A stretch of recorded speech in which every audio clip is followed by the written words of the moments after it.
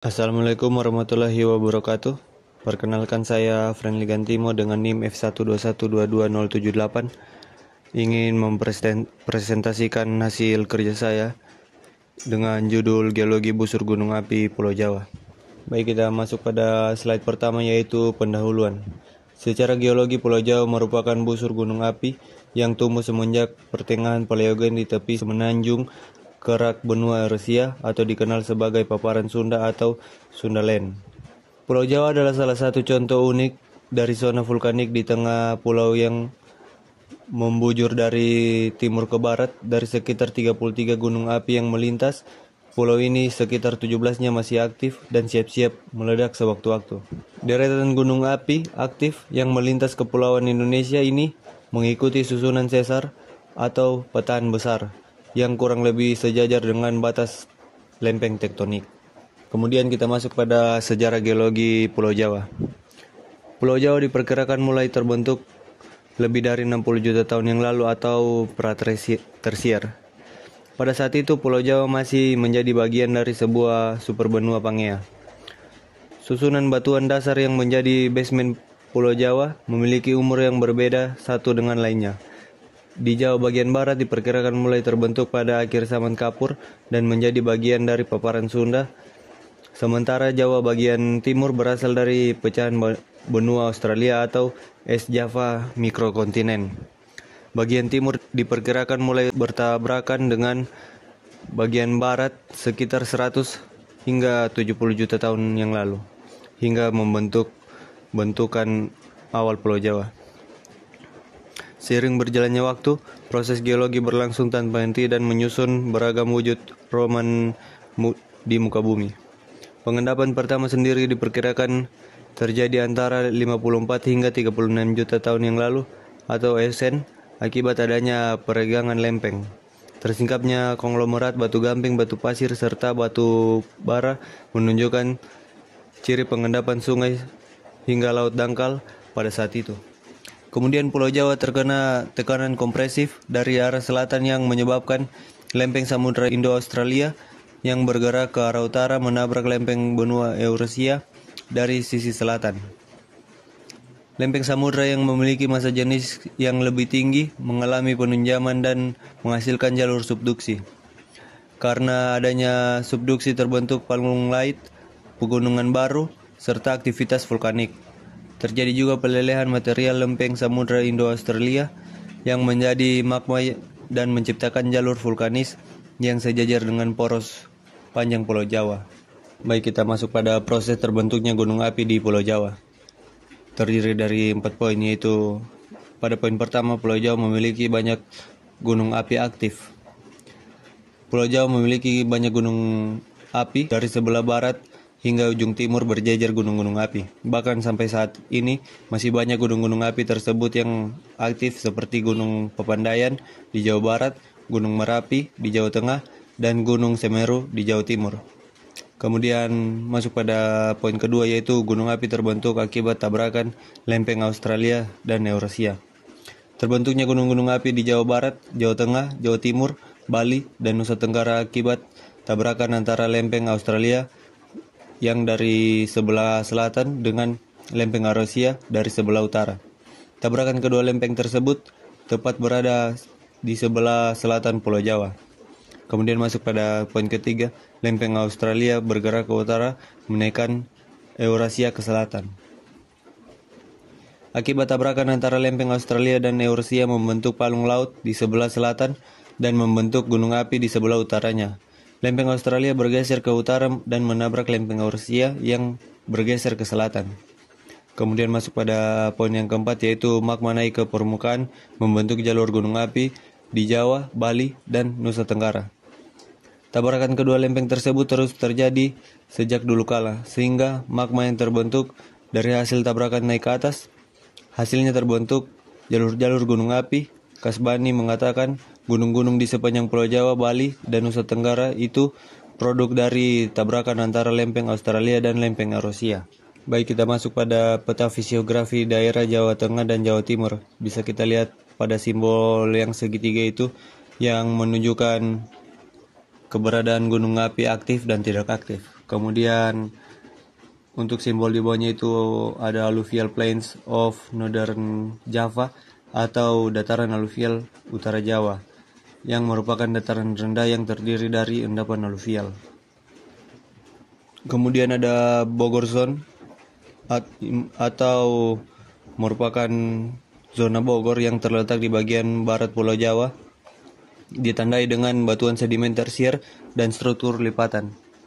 Yang kemudian ada zona Serayu atau North Serayu MTS, yaitu daerah pegunungan di bagian tengah utara Jawa, terdiri dari batuan vulkanik dan sedimen. Kemudian ada Kendeng Zone atau zona Kendeng, zona yang merupakan zona lipatan dan patahan yang membentang dari barat ke timur di bagian tengah Jawa. Kemudian ada Randu Blatung Zone atau zona Randu Blatung, yang merupakan zona depresi yang terletak di sebelah timur zona Kendeng. Kemudian ada Rembang Madura Anticlinorium, yang merupakan struktur lipatan besar yang membentang dari Rembang di Jawa Tengah hingga Madura. Kemudian ada Central Depression Zone of Java and Randu Blatung Zone, yang merupakan zona depresi yang terletak di bagian tengah Jawa. Kemudian ada Domes and Ridges in the Central Depression Zone, yang menunjukkan adanya struktur kubah dan pegunungan di zona depresi tengah. Kemudian yang terakhir itu ada Southern Mountains, yang merupakan daerah pegunungan di bagian selatan Jawa terdiri dari batuan vulkanik dan sedimen. Kemudian kita masuk pada jenis-jenis gunung api di Pulau Jawa. Data-data terlampir gunung api dan juga bentuk, tinggi, dan juga letusan terakhir, dan juga untuk lokasinya sudah terlampir pada tabel berikut. Kemudian kita masuk pada struktur geologi Jawa Tengah. Struktur geologi yang bekerja pada wilayah Jawa Tengah terdiri dari dua struktur, yaitu struktur dom dan unconformity. Kita masuk pada poin A, yaitu struktur dom. Menurut Van Bemelen tahun 1948, Pegunungan Kulon Progo secara keseluruhan merupakan kubah lonjong yang mempunyai diameter 32 km menengah NE sampai SW dan 20 km mengarah SE sampai NW. Puncak kubah lonjong ini berupa satu daratan yang luas disebut Jonggrangan Plateau. Kubah ini memanjang dari utara ke selatan dan terpotong di bagian utaranya oleh sesar yang berarah tenggara barat laut dan tertimbun oleh dataran Magelang, sehingga sering disebut oblong dom. Pemotongan ini menandai karakter tektonik dari zona selatan Jawa menuju zona tengah Jawa. Bentuk kubah tersebut adalah akibat selama Pleistosen di daerah yang mempunyai puncak yang relatif datar dan sayap-sayap yang miring dan terjal dalam kompleks pegunungan Kulon Progo. Kemudian masuk pada poin B, yaitu struktur unconformity. Di daerah Kulon Progo terdapat kenampakan ketidakselarasan atau disconformity antara formasi penyusun Kulon Progo. Kenampakan tersebut berupa formasi andesit tua yang diendapkan tidak selaras di atas formasi Nanggulan. Formasi Jonggrangan diendapkan secara tidak selaras di atas formasi andesit tua. Dan formasi Sentolo yang diendapkan secara tidak selaras di atas formasi Jonggrangan atau anonim 2013.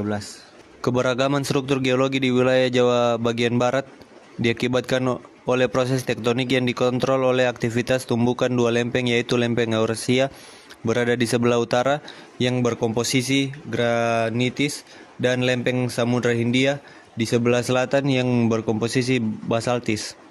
Lempeng samudra menunjang ke bawah lempeng benua. Zona tumbukan ini membentuk morfologi palung laut yang di dalamnya terakumulasi batuan sedimen laut dalam, batuan malihan, dan batuan beku berkomposisi basa hingga ultrabasa. Percampuran berbagai jenis batuan tersebut membentuk batuan bancuh atau melange dan tersingkap di berbagai tempat di Jawa, seperti di Ciletu sampai Sukabumi dan Karangsambung sampai Kebumen. sebagai penciri zona penunjaman pada awal tersier. Kemudian kita lanjut pada struktur geologi selatan Jawa bagian timur. Struktur geologi di daerah pegunungan selatan bagian timur berupa perlapisan homoklin, sesar, kekar, dan lipatan. Struktur utama yang berkembang di daerah pegunungan selatan bagian timur ini terutama adalah sesar yang berkembang di sepanjang Sungai Girindulu dan kemungkinan besar struktur ilmiah. Struktur inilah yang menimbulkan banyak dijumpai mineralisasi di daerah ini. Kemudian kita lanjut pada hubungan cincin api Pasifik dengan aktivitas gunung api di Pulau Jawa. Terdapat 3 poin, yaitu yang pertama tekanan dan aktivitas magma, dan yang kedua itu subduksi lempeng, dan yang ketiga gempa bumi tektonik dan vulkanik. Kita masuk pada poin pertama, tekanan dan aktivitas magma. Tumbukan antara lempeng menyebabkan tekanan tinggi di dalam bumi yang memicu naiknya magma ke permukaan. Inilah yang menyebabkan letusan gunung berapi di Indonesia sering terjadi, terutama di wilayah dengan zona subduksi aktif yang ada di Pulau Jawa. Kemudian kita masuk pada poin yang kedua, yaitu subduksi lempeng. Pergerakan lempeng Indo-Australia yang menunjam ke bawah lempeng Eurasia menyebabkan terbentuknya zona subduksi seperti di sepanjang Sumatera dan Jawa. Zona ini menjadi sumber utama aktivitas vulkanik seperti letusan Gunung Merapi, Gunung Semeru, dan Gunung Sinabung. Kemudian kita masuk pada poin yang terakhir, yaitu gempa bumi tektonik dan vulkanik. Di Pulau Jawa juga sering mengalami gempa bumi yang dapat memicu letusan gunung berapi. Contohnya, gempa besar dapat melemahkan struktur dalam gunung berapi, mempercepat erupsi akibat pergerakan magma yang lebih mudah keluar. Baik, kita masuk pada dampak aktivitas gunung api. Terdapat 2 poin, yaitu dampak positif dan juga dampak negatif. Dampak positif dari letusan gunung api yaitu tanah di sekitar gunung berapi menjadi subur, kemudian menarik sektor pariwisata dan menjadi sumber energi geotermal yang dapat dimanfaatkan. Kemudian kita masuk pada dampak negatif dari letusan gunung api tersebut yang dapat menyebabkan korban jiwa, merusak infrastruktur, serta mencemari udara dengan abu vulkanik. Kita lanjut pada slide berikutnya, yaitu tipe aktivitas gunung api. Kita dapat melihat gambar di bawah ini, yaitu tipe aktivitas gunung api itu sendiri. Yang pertama ada tipe A, yaitu aktif, ini mana ruang magma yang aktif, yang merupakan vulkanisme aktif dan tercatat pernah mengalami erupsi atau letusan minimal 1 kali sesudah tahun 1600. Contoh, Gunung Bromo, Gunung Guntur, Gunung Krakatau, Gunung Kelut, Gunung Semeru. Kemudian ada tipe B atau terhenti dan atau tertidur, yang merupakan tipe pernah erupsi atau letusan namun belum tercatat kembali terjadi letusan sejak tahun 1600. Masih memperlihatkan aktivitas vulkanik seperti Solfatara atau Fumarola pada tingkat lemah, seperti contoh Gunung Lawu, Gunung Unggaran, dan Gunung Patuha. Kemudian ada tipe C, yaitu mati, yang dimana ruang magma yang sudah tidak aktif. Tidak ada catat erupsi atau letusan, namun masih ada tanda-tanda kegiatan masa lampau berupa Solfatara atau Fumarola pada tingkat lemah, contoh seperti Kawah Karaha. Kemudian pada slide berikutnya, yaitu golongan gunung api berdasarkan tipe letusannya. Bisa kita lihat pada tipe Hawaii, yaitu tipe yang memiliki tipe letusan dengan pancuran lava ke udara mencapai ketinggian 200 meter, mudah bergerak dan mengalir secara bebas. Kemudian yang kedua itu ada Strombolian yang memiliki ciri letusan mencapai 500 meter dengan pijaran seperti kembang api. Kemudian yang ketiga itu ada Merapi yang memiliki tipe letusan dengan ciri guguran lava pijar saat kuba lava runtuh. Kemudian yang keempat itu ada Vulcano, memiliki ciri letusan yang membentuk vulkano disertai awan panas yang padat. Kemudian yang kelima itu ada Palean, yang merupakan tipe letusan yang paling merusak karena magma yang meletus keluar dari bagian lereng gunung yang lemah.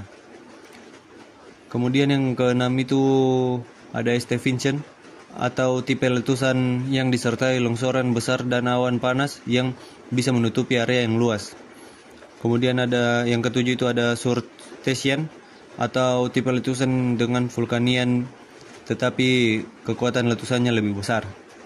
Kemudian yang terakhir itu ada Perret atau Plinian yang merupakan tipe letusan eksplosif yang sangat kuat dengan ketinggian letusan yang mencapai lebih dari 55 km. Kemudian kita masuk pada slide karakteristik magma dan gunung api. Karakteristik magma. Tipe magma terutama ditentukan berdasarkan kandungan silika atau SiO2. Kita bisa lihat pada tabel berikut yang merupakan karakteristik magma, yang dimana tipe magma basal itu mempunyai komposisi 45-55% SiO2 dan mempunyai temperatur derajat Celcius 1000-1200 meter dan viskositas atau kandungan gas rendah. Kemudian tipe magma yang kedua itu ada andesit yang mempunyai komposisi 55-65% SiO2 yang mempunyai temperatur 800 hingga 1000 derajat Celcius yang mempunyai viskositas atau kandungan gas menengah. Kemudian ada yang ketiga itu ada tipe magma riolit yang mempunyai komposisi 65-75% SiO2 yang mempunyai temperatur derajat Celcius 650 hingga 800 derajat Celcius yang mempunyai viskositas kandungan gas lebih tinggi. Kemudian kita masuk pada karakteristik gunung api.